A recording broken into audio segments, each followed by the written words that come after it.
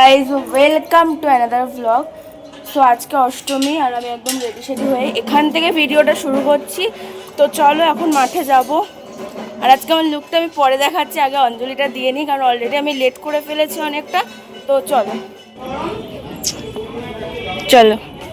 দেখো, এই বছর আমাদের মণ্ডপের মা দুর্গাকে এত সুন্দর দেখতে, যেন চোখ ফেরানোর মতোই না। বাই দ্য ওয়ে, তোমাদের কেমন লাগলো জানিও।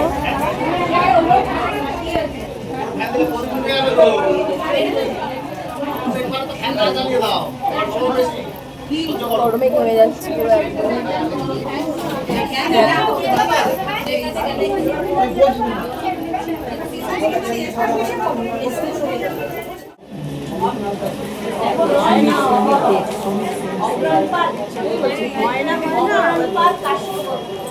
আমার মা কই রে?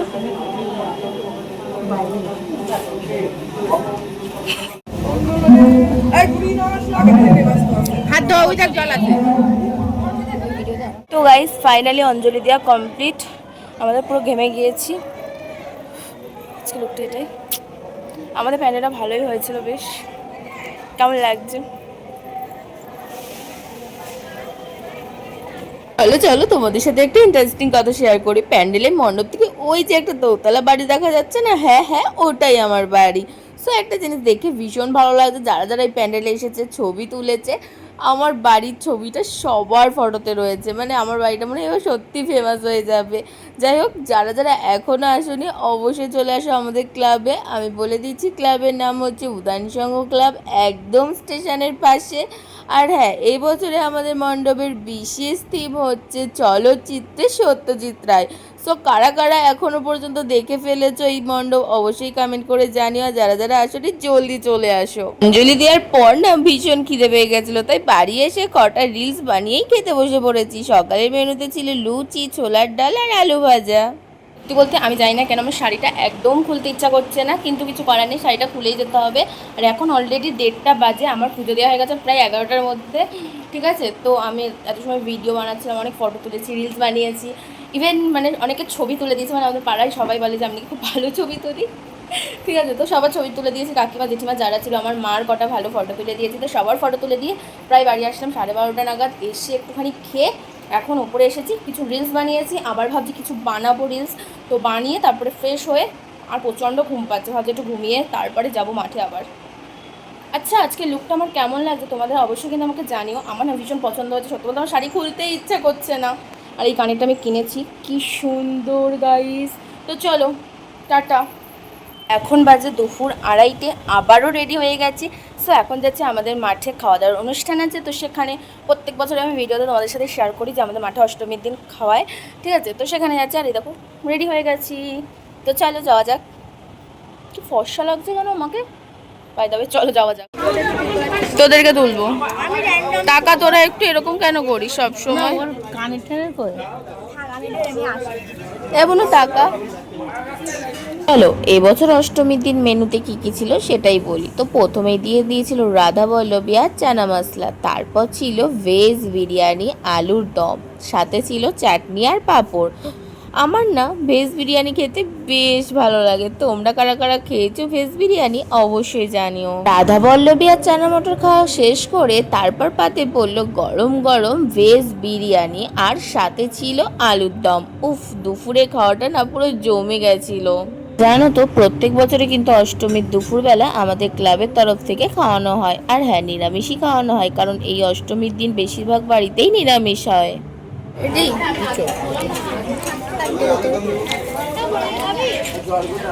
আমি আসছি না, দেখি আসো। মানে বাইট বাইট স্পেলিং বল। হে ভগবান গাইস, তো এখন হচ্ছে প্রায় 9টা বাজে।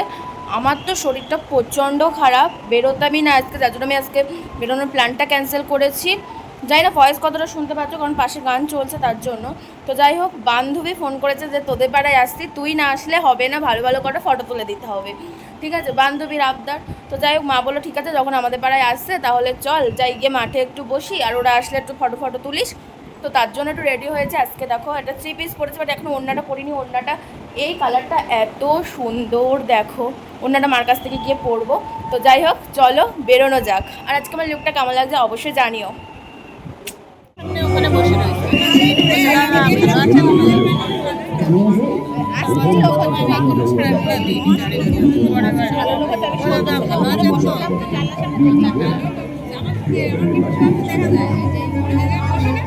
সপ্তমীর দিনের মতো অষ্টমীতেও আমরা বান্ধবীরা মিলে বেরোনোর একটা প্ল্যান হয়েছিল, কিন্তু প্ল্যানটা আমাকে হুট করেই ক্যান্সেল করে দিতে হলো। কারণ অষ্টমীর দিন সারা দিন আমার এতটা শরীর খারাপ ছিল, আমি তো বিছনা থেকে উঠতেই পারছিলাম না। তারপর রাতে বান্ধবী ফোন করায় মা বলল চল মাটি গিয়ে বসি, ওরা আসবে, একটু কথাটা বল, ছবি তোল। তো তার জন্যই কিন্তু সেজে গুজে চলে গেছিলাম একটু মাঠে, কিন্তু বেরোতে পারলাম না কারণ শরীরটা এতটাই খারাপ ছিল।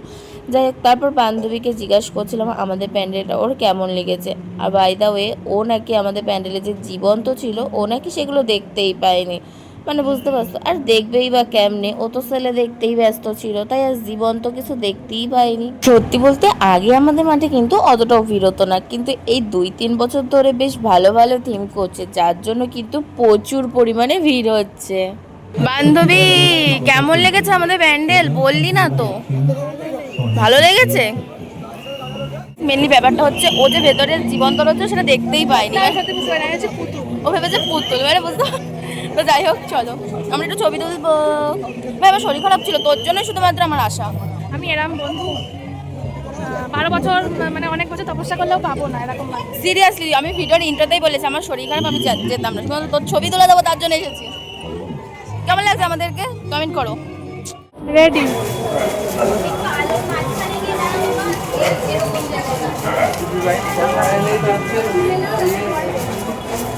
চল বুনু নাটক কর। একটু পরে আমাদের মাঠে হবে ফুচকা কম্পিটিশন, ঠিক আছে? আমরা সবাই নাম দিয়েছি, আর আমি তো ফুচকা খেতে পারি না সেরকম একটা, দেখা যাক কি হয়। তো এখানে সবাই নাম দিয়েছে।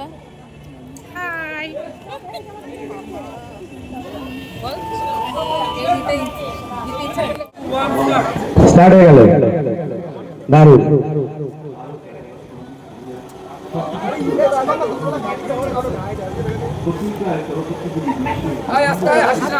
হ্যাঁ হ্যাঁ ঠিক আছে। আরে খা খা, লজ্জা পাস না, এই সুযোগ আর পাবি না, পাবো না।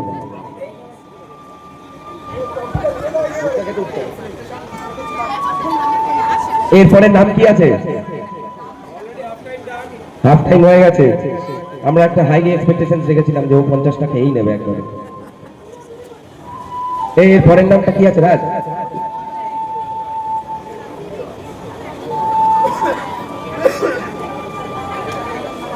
নাম লাস্ট 10 সেকেন্ড।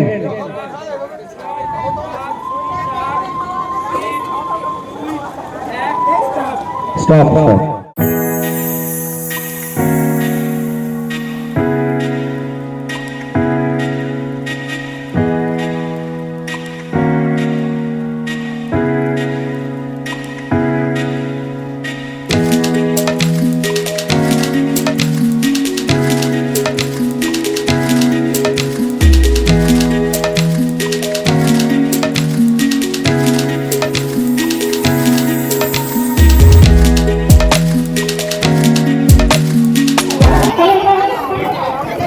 মিঠু বই তো এই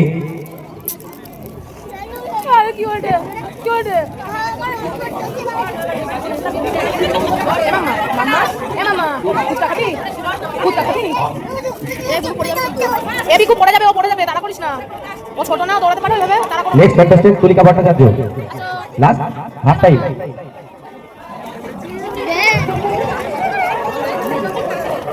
দারুণ চলছে আমাদের কম্পিটিশনটা, অষ্টমী রাত একদম ঝালঝাল করে দিল, পুরো ঝলঝলে উজ্জ্বলময় অষ্টমী রাত। ওটা এবার থেকে বেশি গেছে, মিঠু বৌদি এবার চলো।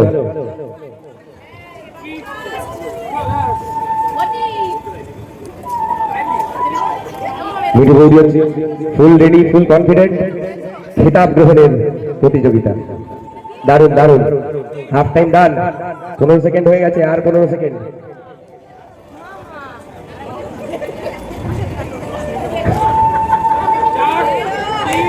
2 1 স্টপ। ও গাইস, ফুচকা কম্পিটিশনে আমার মা হয়েছিল ফার্স্ট। তো ফার্স্টের রাউন্ডে মা আর একটা জেঠিমা 23টা করে খেয়েছিল।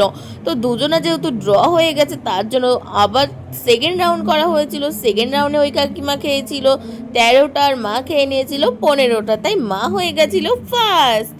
মাকে কিন্তু গিফট হিসাবে দিয়েছিল একটা উত্তরী আর একটা ফুলের স্তবক। আমাদের ক্লাবের তরফ থেকে কিন্তু এই ফুচকা কম্পিটিশন করে বেশ মজা দিয়েছে আমাদের সবাইকে। পাড়ার সবাই কিন্তু পার্টিসিপেট করেছিল ওই খেলাতে, আর সবাই মিলে বেশ মজা করেছিলাম। যাই হোক, অষ্টমীর দিন প্রায় 12:30 নাগাদ বাড়ি এসেছি, সবাই মিলে অনেকক্ষণ গল্প করেছিলাম। অষ্টমীর দিন প্রায় 12:30 পর্যন্ত মাঠে থেকে তারপর বাড়ি চলে এসেছিলাম, কারণ শরীরটা কিন্তু প্রচণ্ড খারাপ লাগছিল সেই জন্য। আর এদিকে দেখো আমি দেখাচ্ছিলাম 12:30টার সময় খাচ্ছি রাতের ডিনার, বুঝতে পারছো? তো যাই হোক, ওই দিন যেহেতু নিরামিষ ছিল তাই রাতে মা করেছিল লুচি আর পনিরের কিছু একটা তরকারি, আর ছিল আলু বরবটি ভাজা।